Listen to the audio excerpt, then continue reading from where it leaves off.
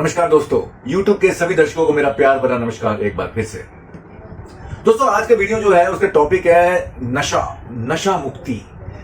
जो लोग नशे के शिकार है, नशा चाहे किसी भी तरह का हो, किसी भी तरह का नशा हो, उससे मुक्ति कैसे पानी है, ये वीडियो उसके ऊपर बेस्ड है। कृपया इस वीडियो को अंत तक देखें और सारी बातों को गौर से समझने का प्रयास करें।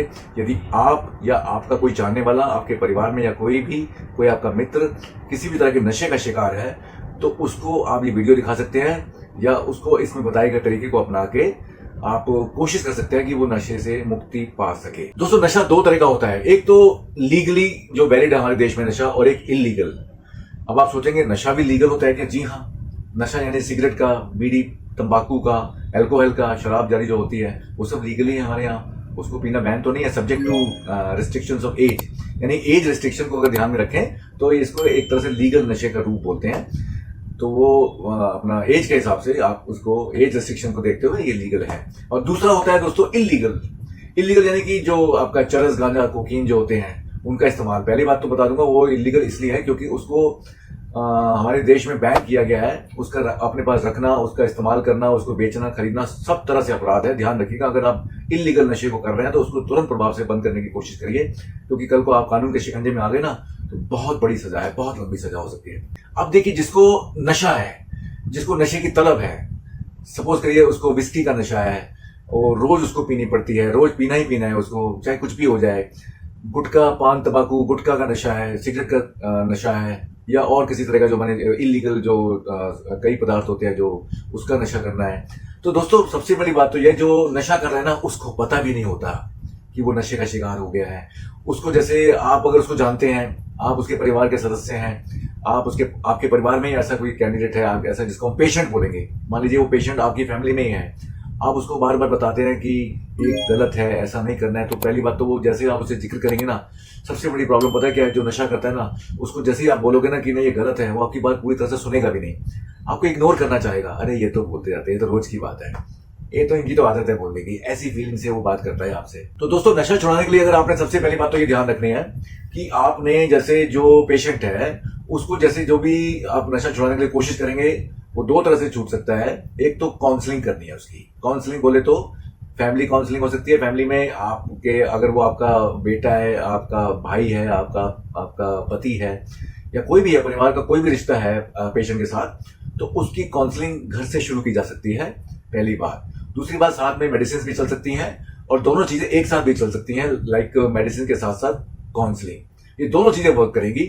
आपको सबसे पहले मैं एक बात जरूर बताना चाहूंगा दोस्तों, कि नशे को ना, चाहे वो किसी भी तरह का नशा हो, एकदम से नहीं छोड़ना है। नशा कभी भी एकदम से नहीं छुड़ाना है। आप जो पेशेंट है नशा करते हुए, उसको 6 महीने हो गए, साल हो गए, 5 साल हो गए, 10 साल हो गए, इतनी पुराना हो गया, उसकी बॉडी को उसकी आदत पड़ चुकी है, बहुत अच्छे से आदत पड़ चुकी है। उसकी बॉडी के सारे पार्ट्स उस चीज को पहचानते हैं। अगर उसने एकदम से छोड़ा तो उसकी बॉडी के सारे पार्ट्स एकदम शिथिल हो जाएंगे, वो किसी काम का नहीं रहेगा, एकदम से बीमार हो जाएगा, बल्कि ज्यादा बीमार हो जाएगा। तो ऐसा नहीं करना है दोस्तों। नशे को ग्रेजुअली, फेज्ड मैनर में हमने उसकी आदत छुड़ानी है, फेज मैनर में। It's also called a gradual reduction which oftenly works in these circumstances। सबसे पहले तो दोस्तों ये देखना है, नशा छुड़ाने के लिए जो कोशिश करनी है, कि आप ये कोशिश करें कि आप सबसे पहले तो जो पेशेंट है उसको ये बताएं प्यार से, एकदम बिल्कुल ही सिंपैथी के साथ, उसको विक्टिम मानना है कि वो विक्टिम हो चुका है किसी प्रॉब्लम से, लेकिन उसको ऐसा एहसास ना हो कि आप जिसको समझा रहे हैं तो किसी कॉलेज में दिया हुआ कोई लेक्चर है, कोई प्रोफेसर लेक्चर दे रहा है, तो ऐसे लेक्चर अगर आप उसको बोलेंगे ना तो वो सुन के सारी हो जाएगा और चालू रखेगा अपने सारे काम को। आपको उसको इस तरह से अपने विश्वास में लेना है कि वो कितना इंपॉर्टेंट है फैमिली के लिए। पहले तो उसको ये एहसास कराना है, बहुत ही अफेक्शन से, बहुत ही प्यार के साथ, एक अच्छा एकदम क्वालिटी टाइम के साथ उसको बताना है। ये नहीं कि चलते फिरते आप उसको एकदम लेक्चर दे रहे हैं। आराम से जब वो बैठा हो बंदा आपके पास, तसल्ली से 15 मिनट 20 मिनट उसको आराम से समझाना है कि कितना इंपॉर्टेंस है उसकी, उस फैमिली में उसकी एग्जिस्टेंस, कितना मतलब जरूरी है उसका होना। और जो अगर वो कुछ काम कर रहा है इस तरह से गलत है, जो नशे का आदी होता जा रहा है, वो अगर वो जारी रहा तो किस तरह से वो उसकी जान पे भी घातक हो सकता है। तो किस तरह से, मतलब कितना वो अपनी फैमिली से सच में प्यार करता है, उसको कुछ इस तरह से भी एहसास दिलाना है कि आप सच में, अगर वो आपकी आप लोगों से सच्चा प्यार करता है तो जरूर आपकी बात को गौर से सुनेगा।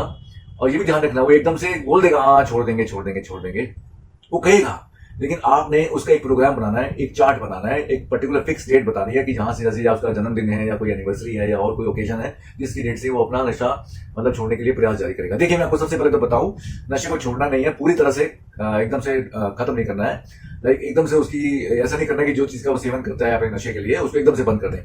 सबसे पहले एक जो बेस्ट रास्ता है उसकी क्वांटिटी को आधा करते हैं। चलिए आधा या मान लीजिए 60% तक ले आते हैं, 40% उसकी कंजम्पशन को खत्म करते हैं। 60% कंजम्पशन पे आपको उसको लेके आना है, 60% पे। लाइक अगर दिन में वो 10 सिगरेट पी रहा है तो उसको 6 पे लेके आना है। लाइक अगर वो 10 पाउच गुटखे के खा रहा है उसको 6 पे लेके आना है। ये मैं 10 एवरेज पकड़ के चल रहा हूँ। लाइक अगर वो विस्की की बोतल आधी बोतल डेली पी रहा है तो उसको क्वार्टर से नीचे लेके आना है।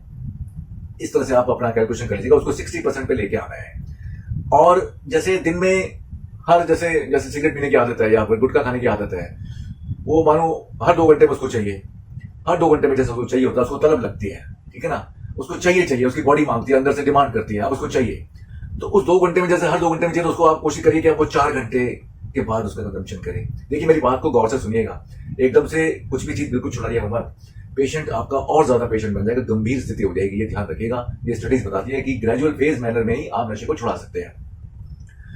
एक तो क्वांटिटी कम करनी है फेज मैनर में धीमे धीमे। दूसरी बात, अब एक कोशिश करनी है, ऐसी कोशिश करनी है कि पेशेंट उस जगह पे ना जाए जहां पे इजीली अवेलेबल है, लाइक अल्कोहल या फिर उसके जो भी नशे का जो सेवन करता है, उस जगह पे जाना कम से कम करे, बहुत कम जाए। इस चीज का ध्यान भी कोई भी फैमिली मेंबर रखेगा उस पेशेंट के लिए कि वो उस जगह पे ना जाए, कम से कम जाए जहां पे इजीली अवेलेबल होती है अल्कोहल, उसको इजीली मिल जाती है। दूसरा, पेशेंट के लिए जो एडवाइस है आप जो लागू कर सकते हो, ये कर सकते हैं कि ऐसे फ्रेंड सर्कल से दूर रहे जो नशा करते हैं, जो नशे पे विश्वास करते हैं। ऐसे फ्रेंड सर्कल से थोड़ी दूरी बनाए, उनसे डिस्टेंस का फॉर्मूला अपनाएं कि उन फ्रेंड सर्कल में जाना ही नहीं, उनसे मिलना ही नहीं। अब तीसरा, उसको जैसे तो तलब लगी एकदम से, उसको नशे की वो लगी भड़क लगी कि अब चाहिए, बॉडी मांगने लगी है, उसको किस तरह से दबाना है, ये उसको एहसास करा दिया जाएगा कि देखो हम इसको कंट्रोल करना चाह रहे हैं, ठीक है।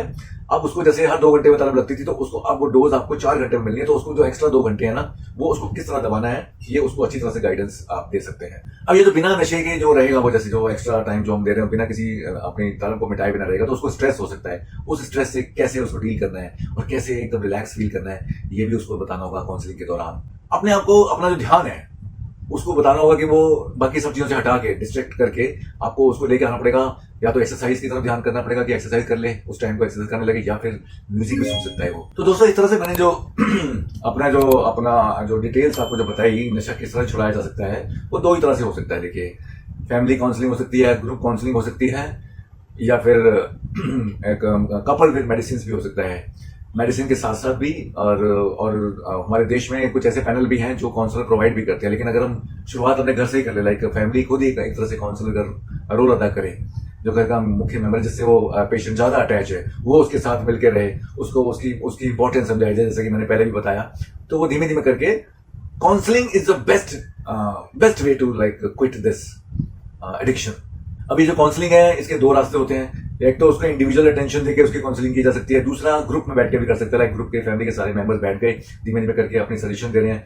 ध्यान रहे, ये सजेशंस होने चाहिए, बिल्कुल एकदम कंफर्ट जोन में होने चाहिए। इस तरह से नहीं होना चाहिए कि उसको किसी को लेक्चर दिया जा रहा है, जैसे माँ बाप लेक्चर देते हैं, नहीं तुम तो ये, तुम तो वो, फलाने। मान के चलना है कि वो बंदा पेशेंट है, वो पेशेंट है, मरीज है, उसको खुद नहीं पता उससे क्या गलती हो रही है, वो तो बेचारा मजबूर है, आदत पड़ गई है उसको चाहिए, उसके अंदर की बॉडी मांग रही है उस समय उससे दवाई, वो जब तक उसको नहीं मिलेगी उसकी बॉडी चलना बंद करती है, ऐसी हालत आ जाती है पेशेंट की। तो आपने उस पर सिंपैथी रखनी है, ध्यान रहे इस बात का। और पेशेंट को आप ये भी बता सकते हैं कि किस तरह से उसकी जो ये आदत है बाकी फैमिली मेंबर्स को अफेक्ट कर रही है, रिलेशंस को कितना फर्क डाल रही है, बाकी लोग कितना स्ट्रेसफुल कंडीशन में रहते हैं जस्ट बिकॉज कि वो पेशेंट को नशे की आदत है। ये भी उसको एहसास कराना धीमे धीमे। तो दोस्तों, कंक्लूसिवली मैं ये कह सकता हूँ कि नशा को छोड़ा जा सकता है, नशे से मुक्ति पाई जा सकती है, चाहे किसी भी तरह का नशा हो, लीगल हो या इलीगल हो, उससे मुक्ति पाई जा सकती है। बस लेकिन ये ध्यान रखना है, फेज मैनर में ग्रेजुअली उसको रिडक्शन मोड में लाके धीमे धीमे करके, जैसे मान लीजिए इसको छोड़ने में हो सकता है कम से कम 2 महीने लग सकते हैं, 2 लग सकते हैं, 4 लग सकते हैं, 6 महीने भी लग सकते हैं इसको छोड़ने में। फेज मैनर में डिपेंड करता है कि कितना क्रिटिकल पेशेंट है, कितना पुराना उसको नशे की आदत है, इस पर डिपेंड करता है। धीमे धीमे करके वो उस फैमिली में आपसे घुल मिल जाएगा, आपको आपके जो फीलिंग्स है उसका रिगार्ड भी करने लगेगा, वो ये भी समझेगा कि फैमिली उसके साथ है। कभी भी ये मत सोचेगा कि नहीं, हमने आप उसको यहाँ से फैमिली का मेंबर नहीं मानते हैं, वो तो नशे करता है, ऐसे करके उसको कभी ये एहसास मत कराना कि उसकी फीलिंग्स को कभी इग्नोर नहीं करना। मान के चलना कि वो भी फैमिली का इंपॉर्टेंट मेंबर है और एक बीमारी से ग्रसित है। आज की तारीख में इसको मेडिकल साइंस में एक बीमारी भी कहने लगे हैं। तो एक बीमारी से ग्रसित जो व्यक्ति होता है, जो पेशेंट होता है, तो उसके साथ सिंपैथी रखनी चाहिए, ना कि उसको हमें सोसाइटी में डिसरिगार्ड करना चाहिए, उसको धक्का देना चाहिए, नहीं तू तो साइड हो जा, ऐसे करके नहीं, हमें सही निगाह से देखना चाहिए। और जिस तरह से वो पेशेंट बना हुआ है, हमें उस patient as a patient treat करके उस बीमारी का इलाज करने में उसकी मदद करनी है। और दोस्तों देखा गया है, जो पिछला रिकॉर्ड बताता है वो ये बताता है कि 20% केस ऐसे हैं, यानी कि हर 5 में से एक व्यक्ति पूरी तरह से ठीक हो रहा है। तो इस रेशियो को हमें बढ़ाना है। बाकी के 4 क्या होता है, जो 5 में से 4 हैं, जो उनका क्या होता है, उनको ना छूटना तो रहता है, धीमे धीमे छूटता है, लेकिन जैसे ही उस पर ध्यान हटता है कई बार, तो वो आदत दोबारा से नशे के आदी होने लगते हैं। वो और डेंजरस है, उस पर भी ध्यान रखना है हमें कि वो दोबारा कभी जो है नशे का आदी ना हो, उसको सपोर्ट मिलता रहे, फैमिली सपोर्ट उसको जारी रहे, इस चीज का बिल्कुल ध्यान रखना है। तो दोस्तों मेरी ये बातें अगर आप उससे अगर एग्री नहीं करते तो आप कमेंट बॉक्स में लिख सकते हैं। मैंने तो कोशिश की है बात को अपनी पूरी तरह से समझाने की कि किस तरह से आप नशे से मुक्ति कर सकते हैं, इन फेस्ड मैनर, ग्रेजुअल मैनर में, एकदम से बिल्कुल नहीं करना है। अगर आपको मेरा वीडियो पसंद आया तो दोस्तों आपको लाइक, शेयर और कमेंट भी कर सकते हैं। और इसी तरह के दुनिया भर के लाइफ लेसन्स, मोटिवेशंस और जिंदगी की सच्चाई से जुड़े कुछ और भी इश्यूज में लाता रहूंगा। इसके लिए आप मेरे चैनल को सब्सक्राइब भी कर सकते हैं। आपका बहुत बहुत धन्यवाद।